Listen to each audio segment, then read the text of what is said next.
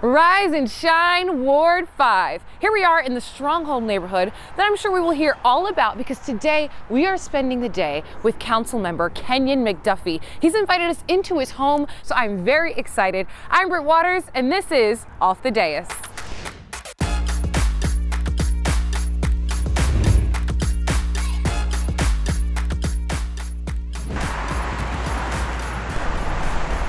Fancy, fancy.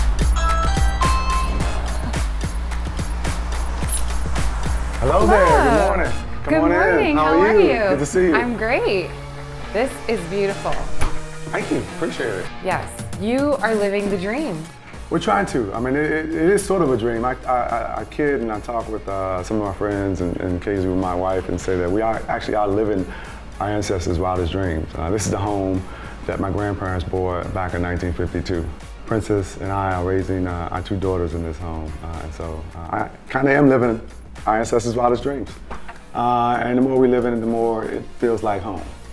So you guys are living the dream in this beautiful home.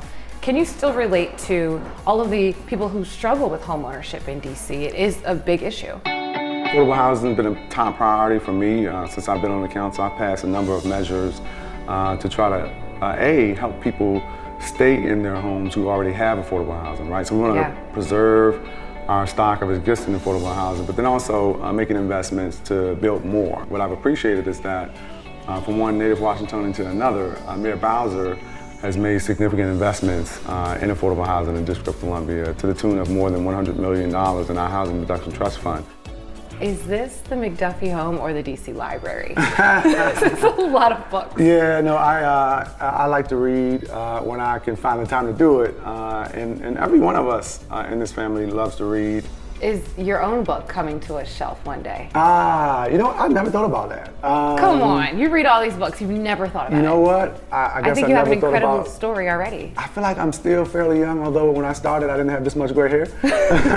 When the book becomes a movie, who's playing you?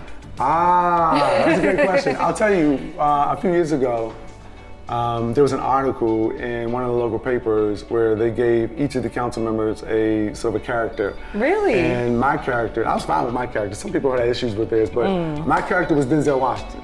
And so I told Princess when I came home, I'm like, you know what? You were not about to tell me. Yeah, I'm telling you, look, Denzel. Yeah, I'm gonna ask Princess how she feels about If you're that. ready for the role, let me know, right?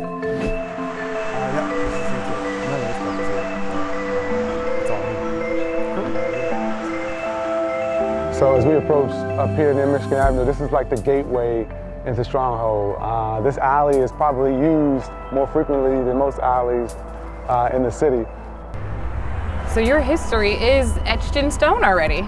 It is. It's a history that dates way back to the 1950s when my dad, whose name is on this wall, my uncles and a bunch of their friends got together and a sports team was created. And so they called themselves Stronghold. So where is your name? I'm on this end over here. My dad has his name on here a couple of times, but so my dad was here as well, my uncle, Gene. I'm here. My brothers are here. I've got friends as well who are all etched in stone. You know, this is what Stronghold is all about. It's about the names on this wall. It's about kids coming together. It's about a really close-knit family connection. How can we keep that sense of community?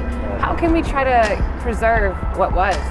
I think it's important to really focus on the work of government through the lens of racial equity, social justice, and economic inclusion. We got to make sure that the next 5, 10, 15, 20 years that we are building an economy that is more inclusive for everybody.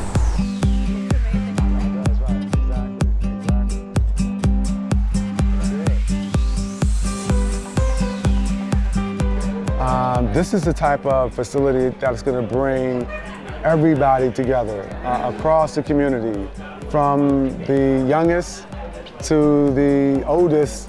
There should be activities inside of this rec center for everybody to be able to have some fun. When I became council member, I was so happy to prioritize this and work with the entire Edgewood community to make this come to life. And it was a matter of identifying funding, working with my council colleagues over the years, working with Mayor Bowser.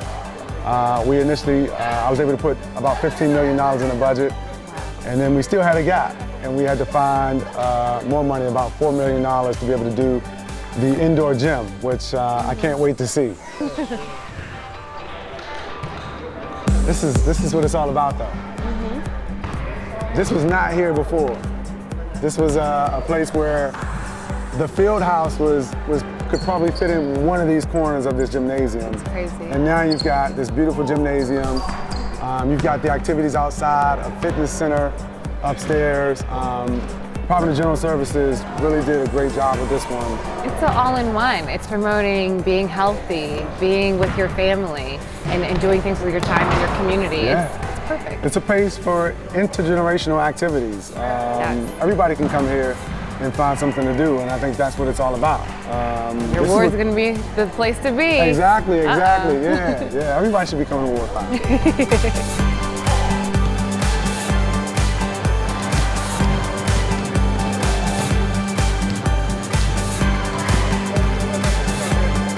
Well, I had so much fun in Ward 5, but I'm glad you did. No one's going to believe we even did this unless we take a selfie. Oh, well, let's make it official. To prove it. Have to make it official. Is this your good side? This is my good side.